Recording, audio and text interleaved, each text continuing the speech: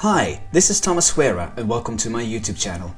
In this video I'm going to guide you through the first few levels of Conan Exiles. I will teach you what the most important things are and how to beat the odds in the beginning of the game. When you spawn into the game, just immediately run down the black road. Meanwhile, look up to the left of your screen. You will see the health bar, which is the heart, the stamina bar, which is the lightning bolt. This goes down as you run, by the way. Notice the drop, which means that thirst is going to be a thing in this game, and the chicken leg, which means that hunger is also a thing in this game. So keep yourself refreshed and fed throughout the game, because if those bars go to zero, you will die. Next to that is of course the XP bar, and the last icon with the anvil is actually your encumbrance bar. Encumbrance has to do with how much stuff you have in your inventory, and this will affect how fast you spend your stamina and basically how fast you can run. Now as you walk down this path towards the area where you see the giant bat, just start scavenging everything you find. Pick up little rocks, pick up branches, and pick all the bushes. All this is done by just pressing the E button. You will pick the bushes for plant fibers, seeds, and insects. And this is very important, so just basically pick up everything that you come across. Don't worry too much about your food or thirst at this point. You will get there in time. As soon as you've picked up everything you can find, press the I button to open your inventory and craft yourself a stone pickaxe. This is going to be your first tool, and it is a very good and important tool to have. Around this time you will be gaining a level. Now that implies a few things, so let's open the menu by pressing I, the inventory menu, but it also shows your vitals and leveling up.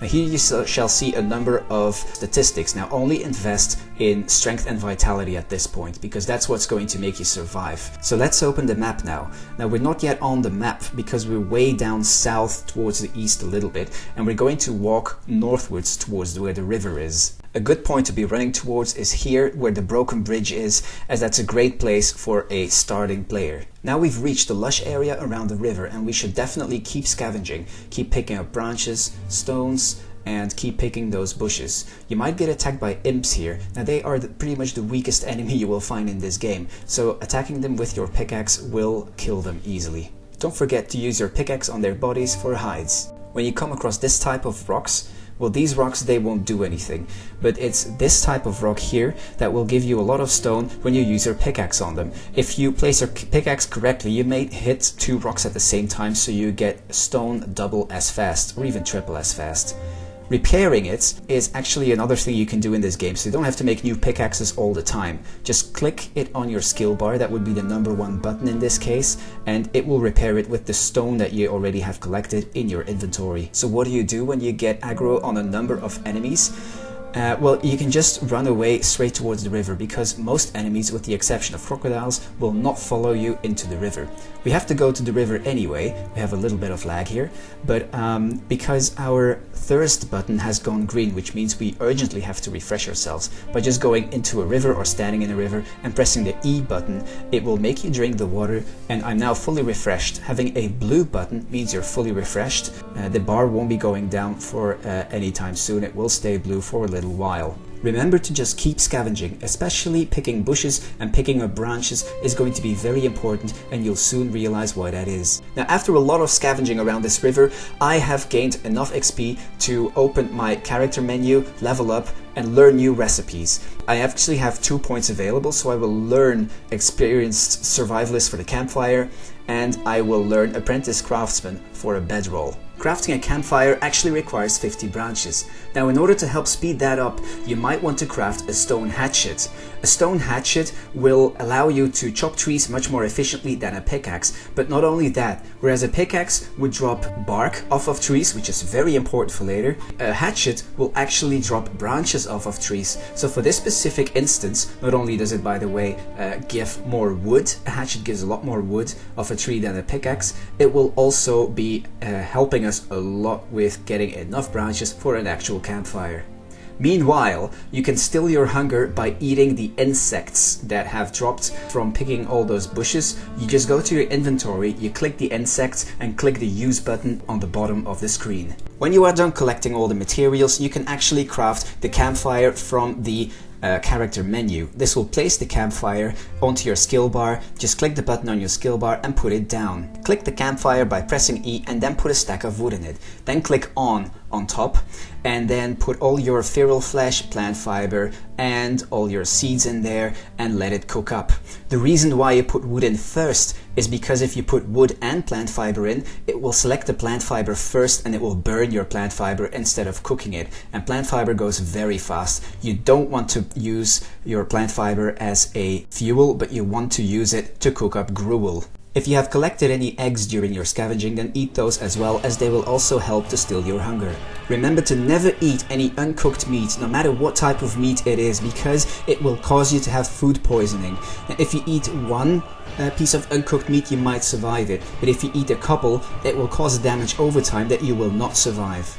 Meanwhile, we'll also craft a bedroll. This requires 3 twine, so let's use some of our plant fibers to craft 3 twine, and then we should have pretty much enough to actually make a bedroll. Bedrolls are very, very important because they are spawn points. You put down your bedroll, you press E to use it, and that means the next time you die, you will spawn to where your bedroll is. Remember that bedrolls get consumed when you respawn, so every time you die and you respawn, you will have to build a new bedroll, and this should be your #1 priority when you respawn. First, make a new bedroll, put it down, and set it as your spawn point so that you don't get spawned all the way back to the beginning of the game. As soon as you have collected 20 hides by killing bunnies or imps, you need to make your water skin. This is very important, since a water skin allows you to always have a little reservoir of drinking water with you so that you won't suffer thirst too soon.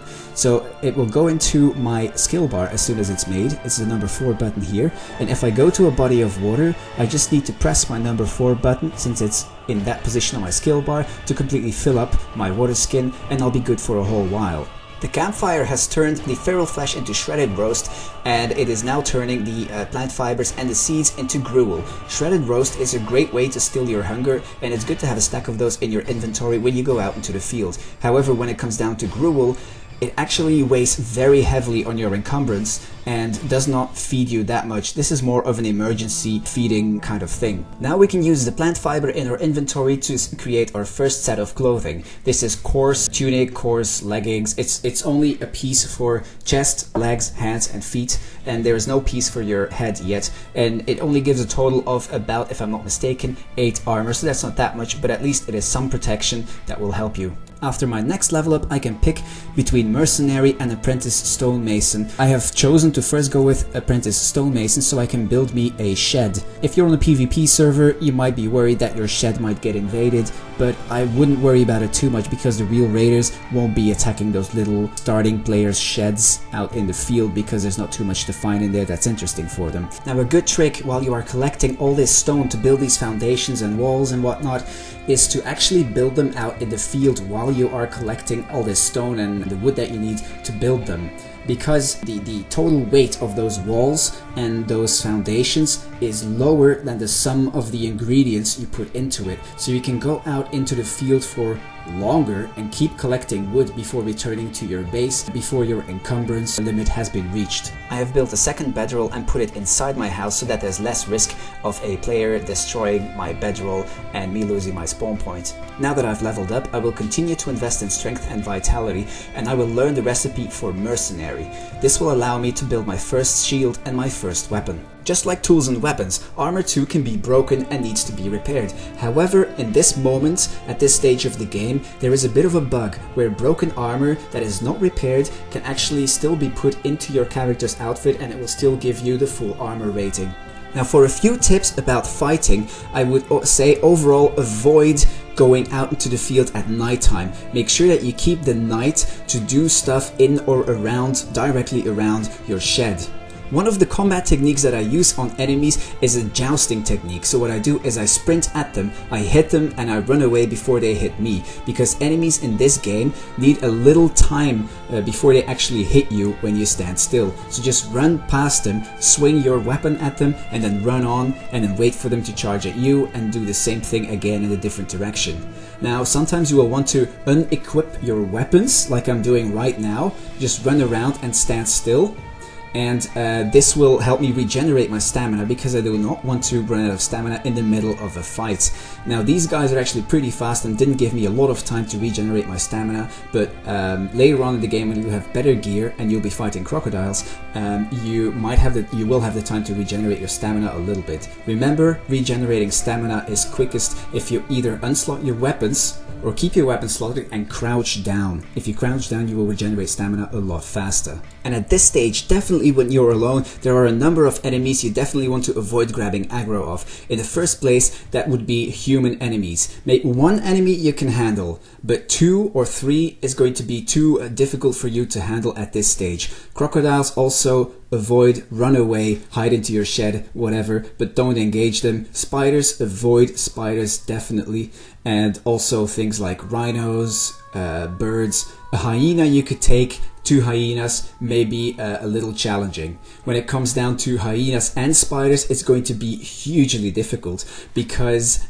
both hyenas and spiders put a 50% run speed debuff on you, and they stack and make you effectively rooted in place. While that's going on, a spider will keep stacking poisons on you, and even if you still manage to kill the spider, the damage over time that those poisons put on you will effectively kill you shortly after the fight. When you're a bit better geared, you will find out tactics of how to effectively handle spiders. And remember, spiders and hyenas never come alone. There's always more of them where they are. You don't actually need to spend points early on in the game into making chests. You can just build a second campfire and use that as a storage unit. This is a campfire that you will never actually use to cook stuff in, but just to store some of the excess stone or whatever that you have in your inventory so that you can sort of keep it off your hands and have your encumbrance under control. It is okay to temporarily over encumber yourself when taking things out of your storage campfire or your chest or whatever, if it is to build something with it. After it's built, you will return to a normally encumbered weight of your inventory. Now I would kind of advise you to pretty early on work towards an armorer's workbench and then learn the recipes for the chest piece, the helmet, the hands, foot and leg pieces, and this will give you a lot better protection against the enemies out there. Meanwhile, your main source of experience will be fighting shellbacks. Please do fight shellbacks as soon as you have a shield and a sword and some armor, and a jousting technique will not work very well against these enemies. Just go up against them and go ham and just attack them as much as you possibly can. You may block with your shields when they stand up on their back paws, and that will block that attack, but it will also do a lot of damage on your shield. Anyway, just make sure to kill a lot of them, get their hides, get their meat, and get their XP. Now as soon as you've learned all the recipes for the armor that's made with hides, then do make that armor and slot it. Now at this stage you are faced with a decision to make. Either you say, I'm going to join an existing guild, and then you go towards where their base is, being very careful of enemies that you meet along the way, or you choose to go solo, or you start your own guild. In that case, I would highly advise you to move towards the north and start a new base over there, because that's where all the iron ore is. Either way, it's a very important moment in your character's lifetime, since he will be leaving behind his river shed to achieve bigger goals. Since you'll be leaving on a bit of a journey now, I would highly advise you to make a little traveler's pack. This will involve having hides. It will also involve having some stone, some wood, and some plant fiber on you to make sure that on the field you can always perform repairs. You should also have a bedroll with you, preferably also have a campfire with you, have a few stacks of meat, have a full water skin, and remember to take with you all of the aloe and all of the lotus flowers that you have picked so far. Also take with you all of the bark and all of the ironstone that you have found so far. Other than that, make sure not to take anything else with you to keep your encumbrance under control and thus keep your stamina under control as well. But if you're going to build your own base up in the north, pick a lone rock, build your base on top of it so that raiders cannot really reach it. Definitely every time you go into your base, build a set of stairs and deconstruct it behind you so that nobody can get into your base because the stairs are missing. That is a first layer of security to keep your base protected from raiders. However, make sure you watch a video that is specialized on base protection so that you learn more about how to keep your base safe. Other than that, use this new base as your new place where you will build all of your crafting stations and where you will basically coordinate all of the stuff that you will be doing in this game. And one last tip is, as soon as you settle down in the north, is get the recipe to build a bed. Unlike a bedroll, a bed does not get consumed every time you respawn. So it's a very safe way to guarantee that whenever you die, you will actually respawn in your own base. So thank you for watching. I hope this guide has helped you on your journey in Conan Exiles. This was Thomas Wera on YouTube.